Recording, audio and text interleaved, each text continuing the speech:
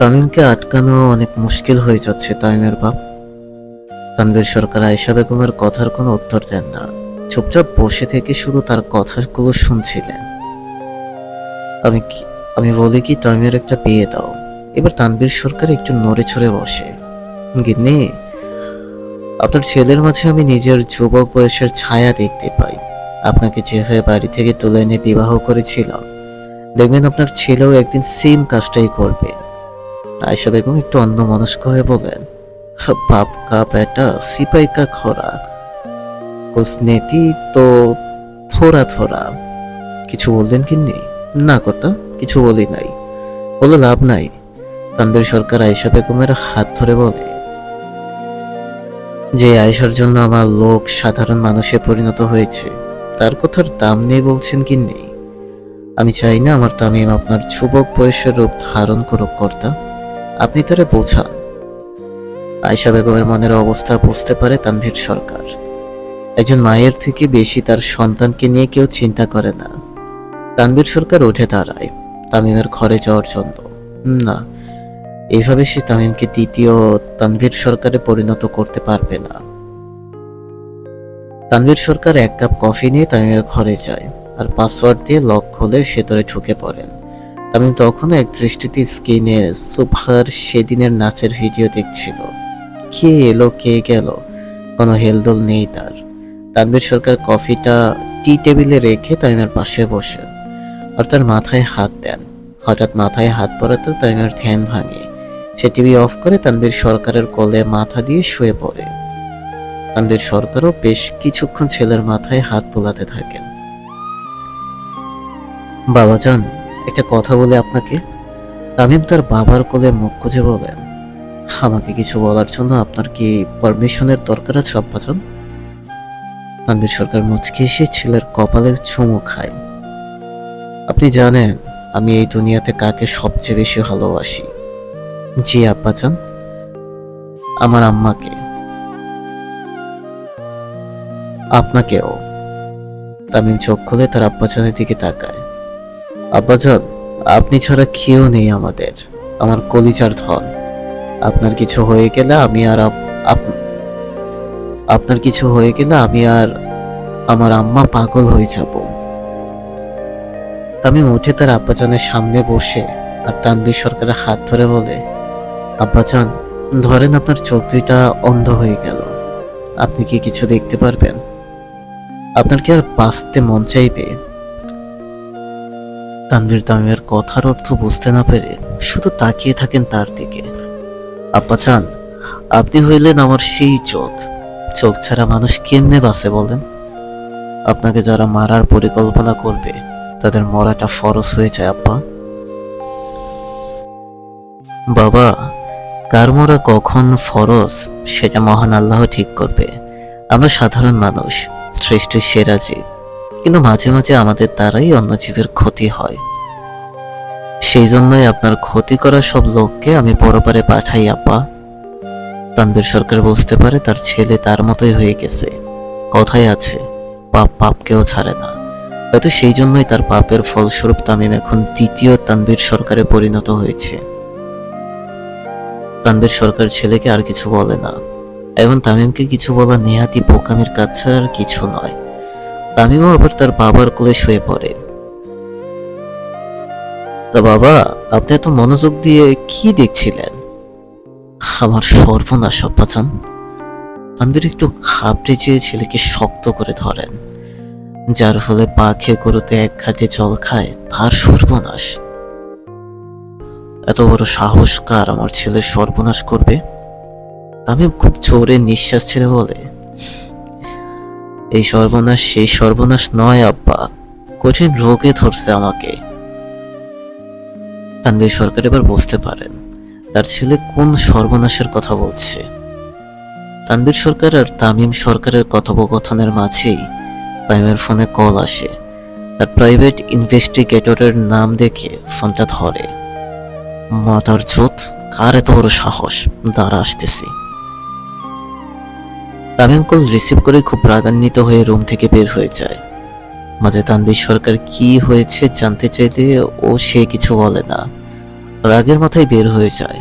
তানভীর সরকারও পৌঁছে গেছেন, কালকে সকালটাও তার রক্ত দিয়ে শুরু হবে।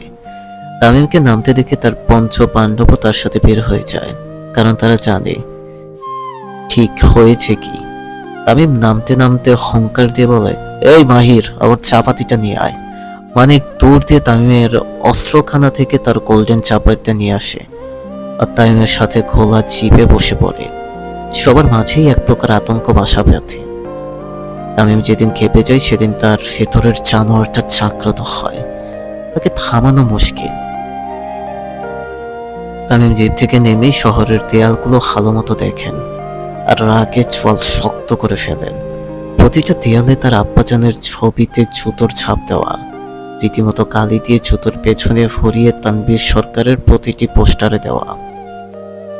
পোস্টারগুলো দেখা মাত্র তামিমের ভেতরের জানোয়ারটা নড়ে ওঠে।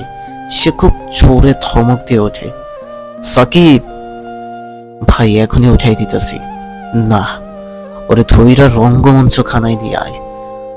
বোমা সাকিব আর কালামানিক বের হয়েছে কামাল পাটোয়ারিকে আর তার দলের ছেলেদের ধরার জন্য।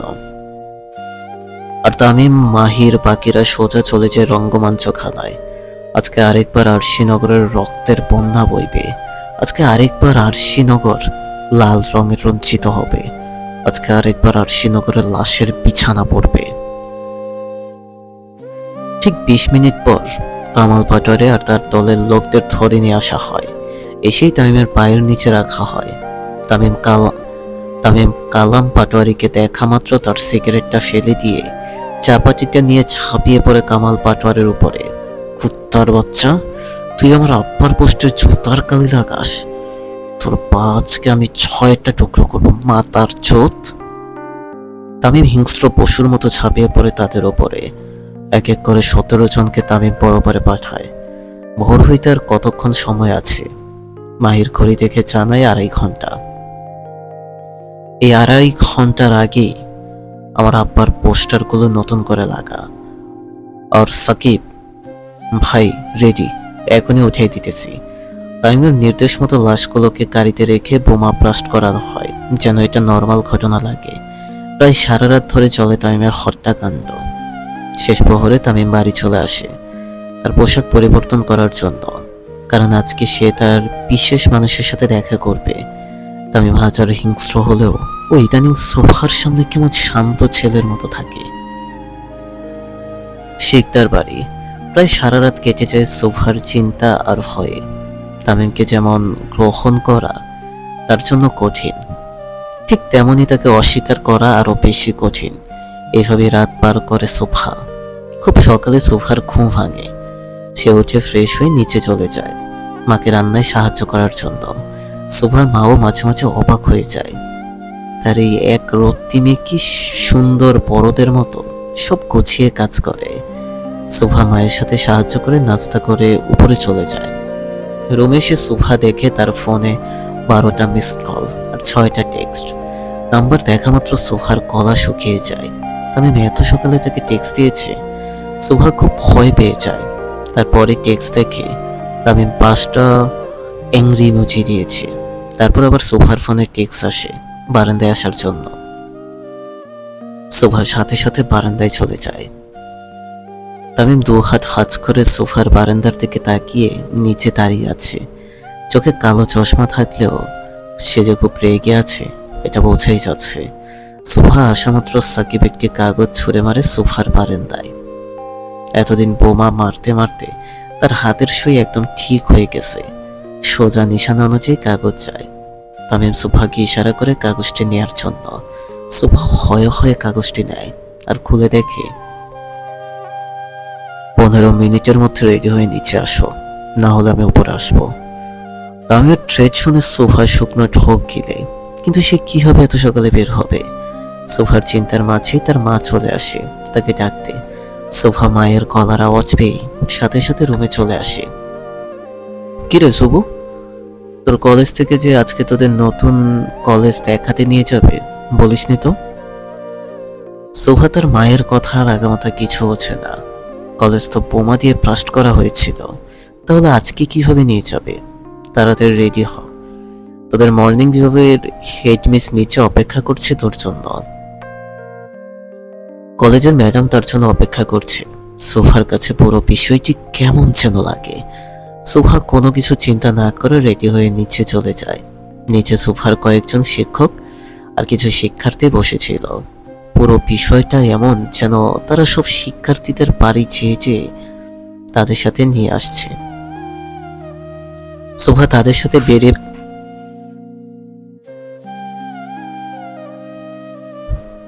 সোফার কাছে পুরো বিষয়টি কেমন যেন লাগে। সোফা কোনো কিছু চিন্তা না করে রেডি হয়ে নিচে চলে যায়। নিচে সোফার কয়েকজন শিক্ষক আর কিছু শিক্ষার্থী বসেছিল। পুরো বিষয়টা এমন যেন তারা সব শিক্ষার্থীদের বাড়ি চেয়ে চেয়ে তাদের সাথে নিয়ে আসছে। সোফা তাদের সাথে বেরিয়ে পড়ে বাইরে।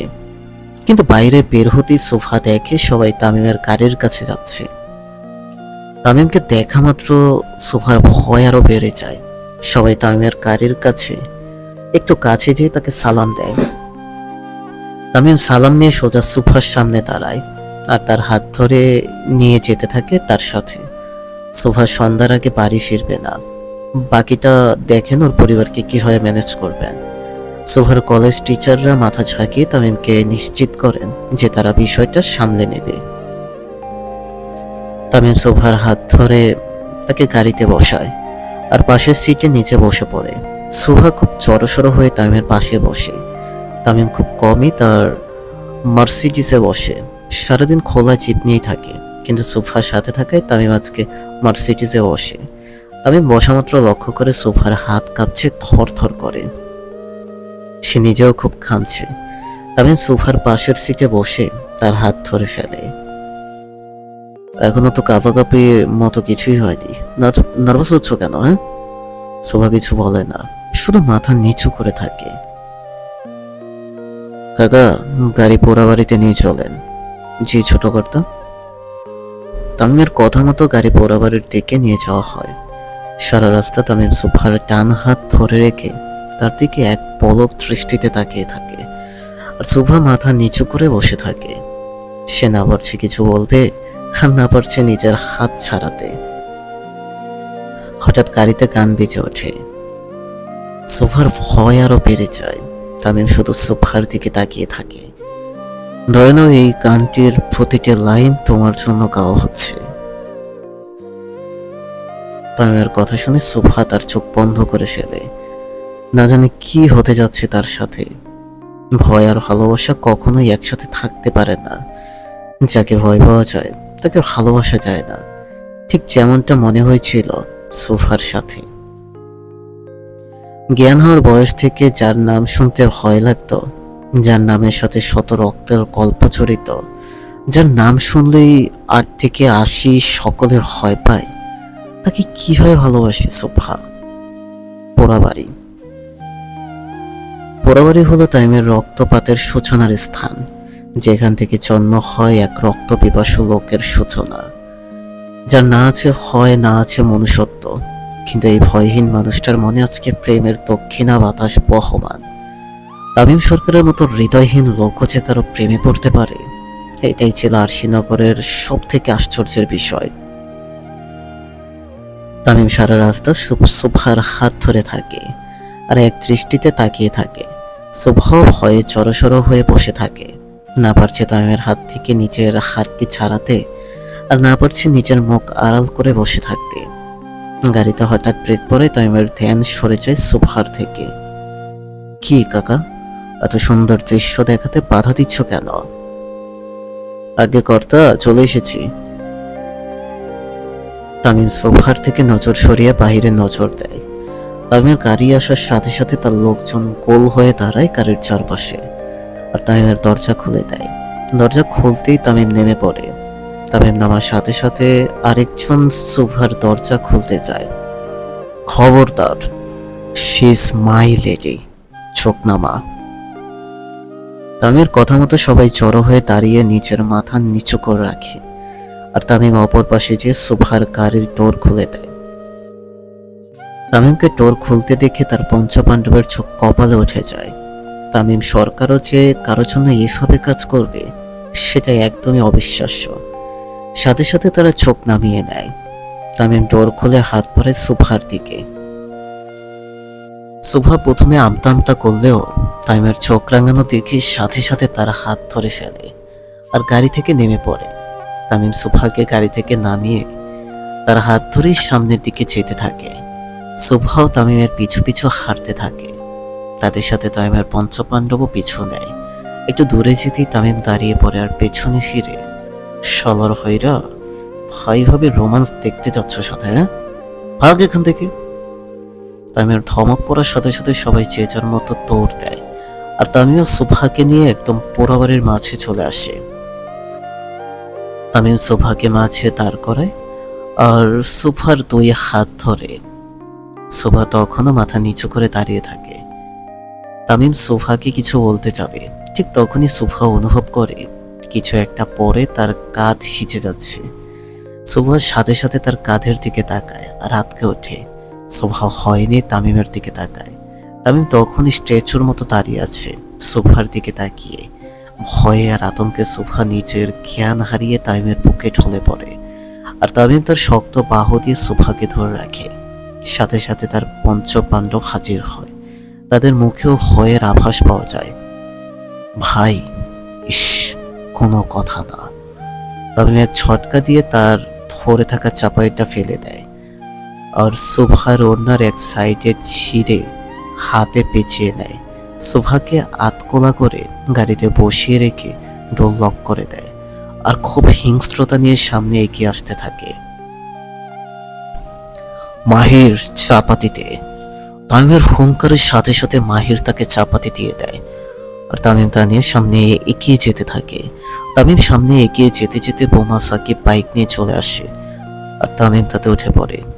কিছুক্ষণ আগে তামিম শোভার দুই হাত ধরে তার মনের কথা বলতে যাচ্ছিল, ঠিক তখনই একটি উড়ন্ত চাপাতি শোভার কাঁধ বরাবর আসে আর সাথে সাথে তামিম তা এক হাত দিয়ে ধরে ফেলে। চাপাতির গতি একটু বেশি হয়, তামিমের হাত বেশ অনেকটা ক্ষত হয়ে যায় আর শোভার কাঁধ ভিজে যায় রক্তে। এমন দৃশ্য দেখে শোভা নিজেকে ধরে রাখতে পারে না, নেতিয়ে পড়ে তামিমের পক্ষে। বর্তমান তামিম চাপাতি হাতে নিয়ে বাইকে চড়ে দুজন লোককে তাড়া করে। লোক দুটোর দৌড়ানোর গতি বেশ চড়ে, কিন্তু যান্ত্রিক মেশিনের কাছে তাদের গতি কিছুই নয়, তাই খুব সহজেই ধরা পড়ে যায় তারা। সাকিব চলন্ত বাইক থেকে নেমে পড়ে আর তামিম ফুল স্পিড দিয়ে সেই লোক দুটোকে ধরে ফেলে। লোক দুটোর কাছে যেতেই তামিম বাইক তাদের চারপাশে ঘোরানো শুরু করে আর অপর হাতে থাকা চাপাতি দিয়ে তাদের মারতে শুরু করে। কোনো কিছু বলার সুযোগ দেয় না তামিম, হিংস্র পাখের মতো ঝাঁপিয়ে পড়ে তাদের উপরে। দুজন লোকের রক্তে রাস্তাটা প্রায় লাল হয়ে ভরে যায়। কিছুক্ষণ পর তামিমের পঞ্চপাণ্ডব চলে আসে। সাকিব ভাই, এখনই উঠাইতাছি, মানিক ভাই, সব ক্লিয়ার করতেছি। তামিম তার চাপাতিটা নিজের পাঞ্জাবিতে মুছে মাহিরের হাতে দিয়ে দেয় আর সিগারেটের টান দিতে দিতে পোড়াবাড়ির উদ্দেশ্যে চলে যায়। তামিম পোড়াবাড়িতে এসেই গাড়ির কাছে চলে যায় আর ডোর খুলে দেখে শোভা তখনও অজ্ঞান হয়ে আছে। তামিম শোভাকে কোলে নিয়ে পোড়াবাড়ির ভেতরে চলে যায় আর শোভাকে নিচের কোলে বসিয়ে তার গালে কয়েকবার টোকা দেয়, কিন্তু শোভা ওঠে না। এই কাকা, আগে কর্তা পানি নিয়ে আসেন তো। ড্রাইভার পানির বোতল এনে তামিমের হাতে দেয় আর তামিমের ইশারাতে চলে যায়। তামিম সুন্দর মতো একটু পানি নিয়ে শোভার মুখে ছিটে ফোঁটা দেয়। পানি দেওয়ার কিছুক্ষণের মধ্যে শোভা ধীরে ধীরে চোখ খোলে। চোখ খোলার সাথে সাথে শোভা তামিমের মুখটি দেখতে পায় আর ভয়ে তাড়াতাড়ি করে উঠতে চায়, কিন্তু তামিম তাকে খুব শক্ত করে ধরে ফেলে। শোভা ভালো মতো লক্ষ্য করে সে তামিমের কোলে। তামিম কোনো কথা না বলে শোভাকে জড়িয়ে ধরে আর তার গায়ে লেগে থাকা রক্তগুলো শোভার শরীরে লেগে যায়। তামিম এত জোরে শোভাকে ধরে যে শোভার নিঃশ্বাস নিতেও কষ্ট হয়। কিছুক্ষণ পর তামিম শোভাকে ছেড়ে তার গালে লেগে যাওয়া রক্তগুলো মুছতে থাকে।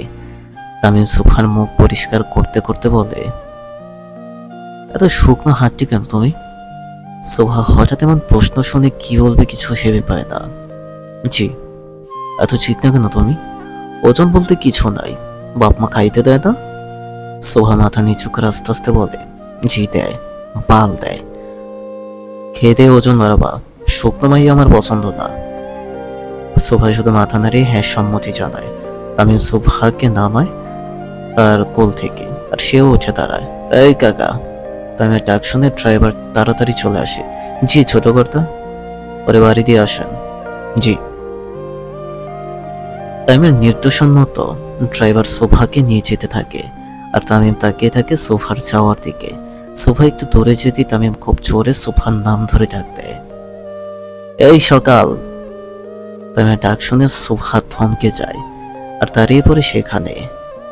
তামিম দৌড় দিয়ে সোফার কাছে চলে আসে আর তার মুখ বরাবর দাঁড়ায়। তোমার একটু জড়িয়ে ধরি? জি। Thank you. Tamim thank you দিয়ে সোফাকে জড়িয়ে ধরে, আর সোফা হতভম্বের মতো দাঁড়িয়ে থাকে। সে তামিমকে ধরার জন্য সম্মতি দেয়নি, কিন্তু তামিম সোফার জিকে সম্মতি ভেবে তাকে জড়িয়ে ধরে। কিছুক্ষণ পর তামিম সোফাকে ছেড়ে দেয়। যাও, বাড়ি যাও। সোফা মাথা হেলিয়ে গাড়িতে উঠে বসে, আর তামিম সোফার গাড়ির দরজা লাগিয়ে তাকে বিদায় দেয়। সোফা গাড়ি না যাওয়া অব্দি তামিম তাকিয়ে থাকে। সর্বনাশ হয়ে গেছে আমার, ফেঁসে গেছি আমি।